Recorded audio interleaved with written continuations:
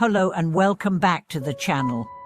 Today we embark on a journey through Elder Mencken's profound teach, how our own karma and the ripening of conditions bring us to our teachers, and why, without our wholehearted practice, even the Buddha himself could not guide us.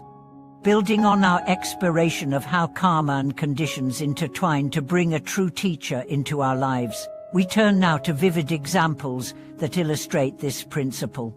Consider the case of an Indian monk who, having faithfully upheld his vows since childhood, suddenly lost his sight in an accident and, consumed by bitterness, renounced the Dharma as futile.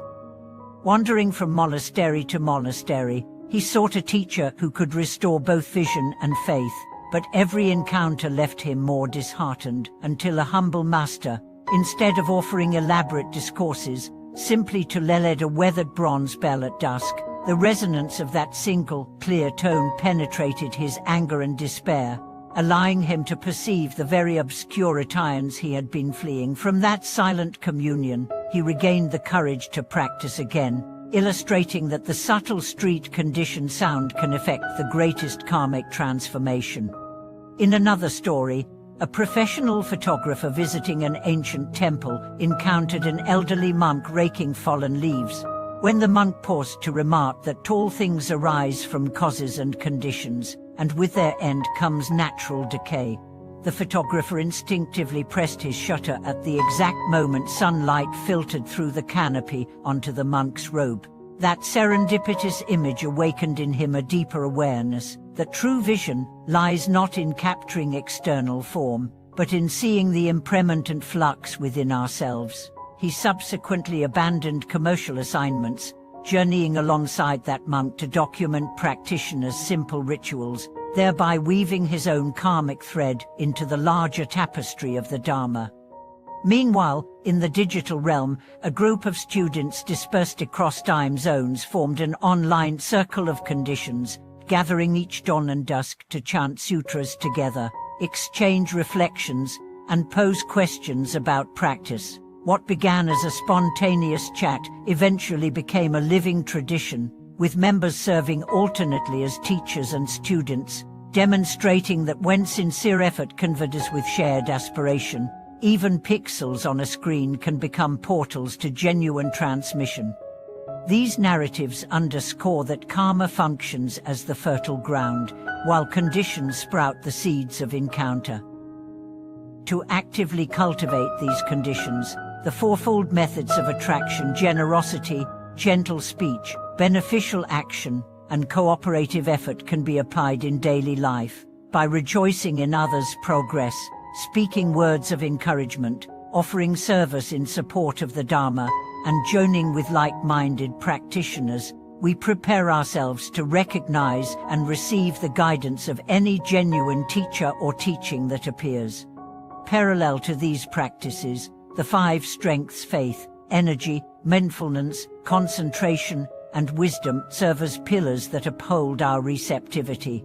Faith opens the heart to trust in the Dharma's efficacy. Energy fuels consistent effort. Mindfulness keeps us attentive to rising thoughts. Concentration stabilizes the mind, and wisdom discerns the authenticity of teachings. Integrated into the 4 attractions, these 5 strengths weave an ever-expanding network of conditions that accelerates the ripening of karmic potential. An essential complement to attraction and strength is the practice of confession.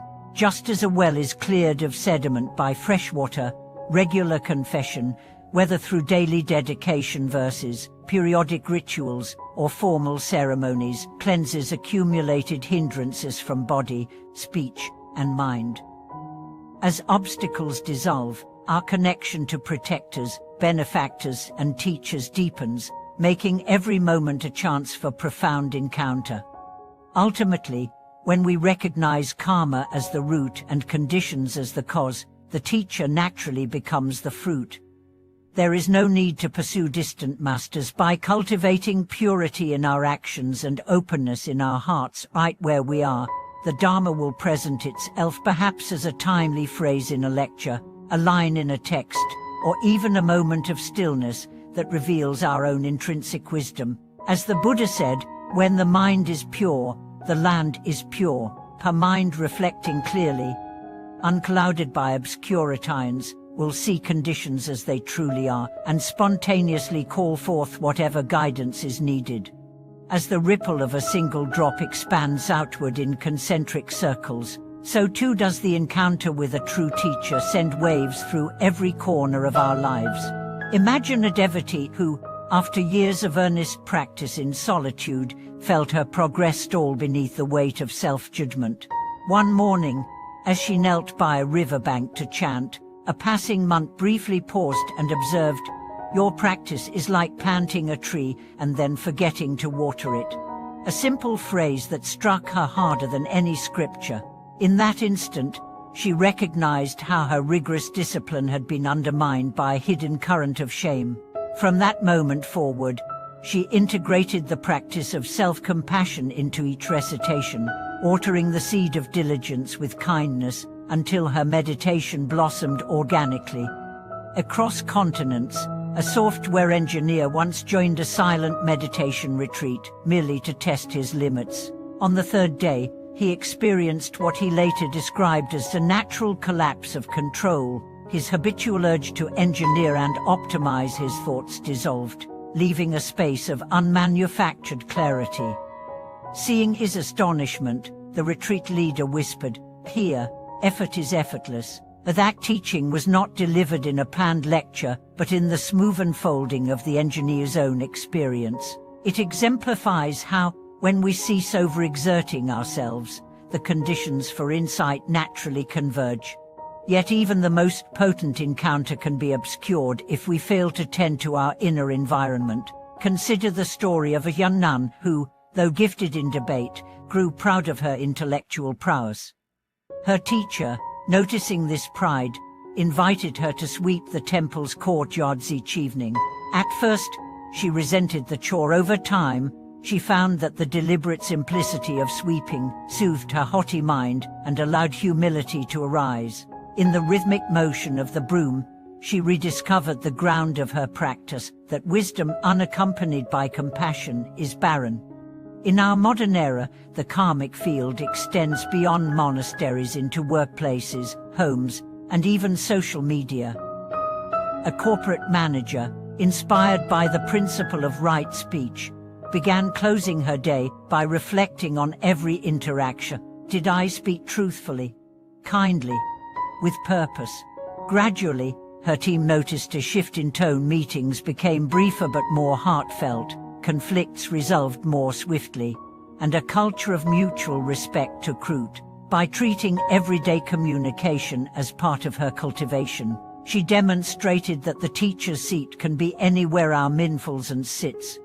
Another vivid example comes from a community radio station where a weekly Dharma segment was launched. Listeners from diverse backgrounds dialed in, not merely to hear lectures but to share questions and real-life dilemmas. Over time, a rotating circle of volunteers took turns answering these queries live, offering personal encounters of teaching and learning. In this way, the station itself became a living monastery, proving that when genuine curiosity meets compassionate guidance, the boundary between teacher and student dissolves. These stories converge on a central truth. While karma brings us to the threshold, it is our willingness to engage, to refine our inner atmosphere, and to remain open that actually ushers the master in. Whether that master appears in the form of a phrase, a gesture, a shared silence, or a heartfelt question, the key lies in our readiness to recognize and receive the gift. As we continue our journey, we remember that every moment contains the potential for profound encounter, and that by enlivening our conditions through generosity, humility and presence, we make of our own lives the classroom in which true awakening is taught.